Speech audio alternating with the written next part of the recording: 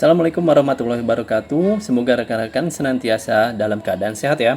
Pada kesempatan kali ini saya Lufti akan menceritakan sedikit informasi tentang angin puting beliung yang belum lama ini terjadi di Indonesia, yaitu bagaimana proses terjadinya dan bagaimana fenomena geraknya pada persamaan dinamika fluidanya.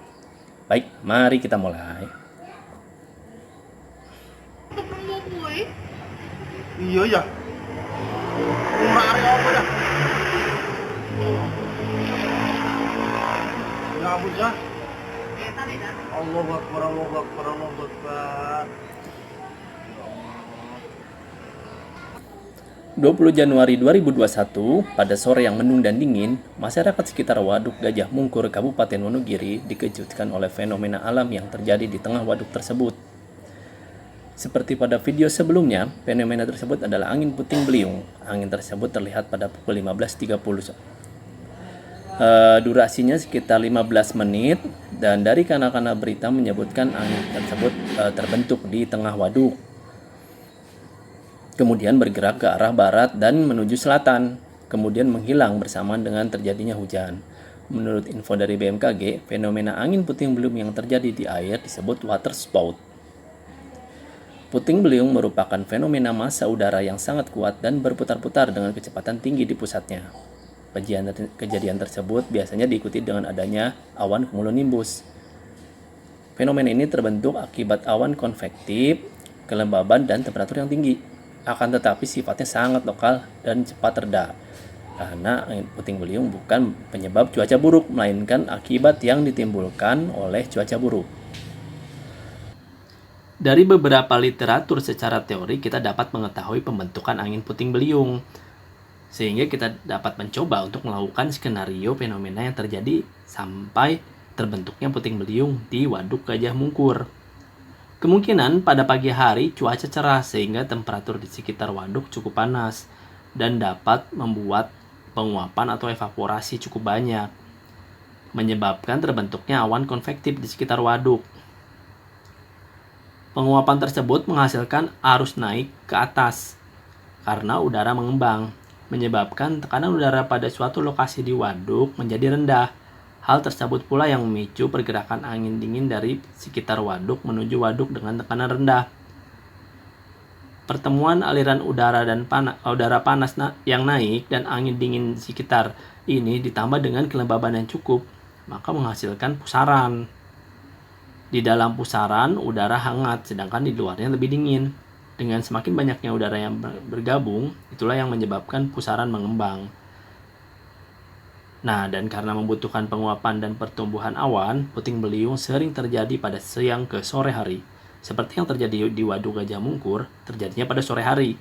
Ketika perbedaan temperatur mulai menghilang dan juga kelembapan berkurang, bisa juga karena mendekati daratan, maka puting beliung kehilangan momentum lalu menghilang. Setelah mengetahui proses terjadinya puting beliung, kita dapat memprediksi gerakan fluida pada fenomena tersebut dengan menurunkan pada sebuah persamaan dinamika fluida, yaitu pada persamaan geraknya. Salah satu yang meneliti gerak fluida pada puting beliung adalah Richard Rotuno pada tahun 2012. Dia meneliti gerakan puting beliung dalam lab dengan membuat simulasi numerik. Untuk memantau pergerakannya membutuhkan suatu sistem koordinat. Dalam kasus puting beliung, kita memantaunya dalam bentuk koordinat silinder. Pemilihan tersebut dikarenakan bentuknya yang mirip dengan puting beliung. Teori yang digunakan adalah ruang pusaran atau field chamber yang diteorikan oleh Fielder. Nah, si Fielder ini menyarankan dalam domain tertutup dan ada rotasi pada domain tertutup, sehingga memudahkan untuk memberikan dasar untuk analisis yang lebih definitif. Begitu kata Fielder. Nah, Richard menyebutkan dinamika aliran dapat dijelaskan dengan persamaan Navier-Stokes dengan densitas yang konstan dan aliran yang tidak terpampatkan atau incompressible, maka didapatkan persamaan non-dimensional. Pertama, kita tinjau dari arah U-nya. Arah U itu kita ambil arah radial, yaitu perubahan gerak yang terjadi sejajar dengan arah jari-jari tabung tersebut, lurus jadinya. Di dalamnya terdapat dan di dalam persamaan itu kita tinjau ada perubahan tekanan seperti pada lingkaran kuning. Kemudian ada gerakan Coriolis. Nah, ini yang menyebabkan putaran puting beliung di bumi bagian selatan berputar searah jarum jam seperti di video. Kemudian ada bilangan Reynolds. Nah, bilangan Reynolds ini dikategorikan turbulen bila lebih besar dari 10 pangkat 6 nilainya yang digunakan. Kemudian variabel dimensinya.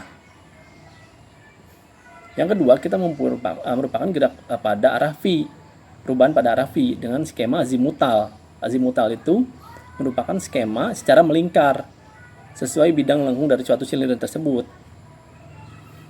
Komponen pertama geraknya mirip dengan arah radial, hanya yang membedakan di sini tidak ada perubahan tekanan karena hal tersebut karena geraknya melingkar secara horizontal, melingkar di tempat di titik itu saja.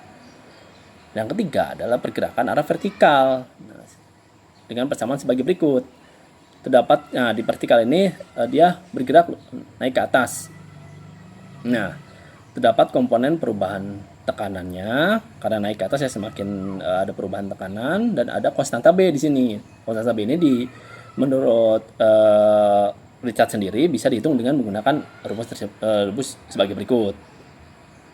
Nah, berikutnya kita tinjau dari persamaan kontinuitasnya.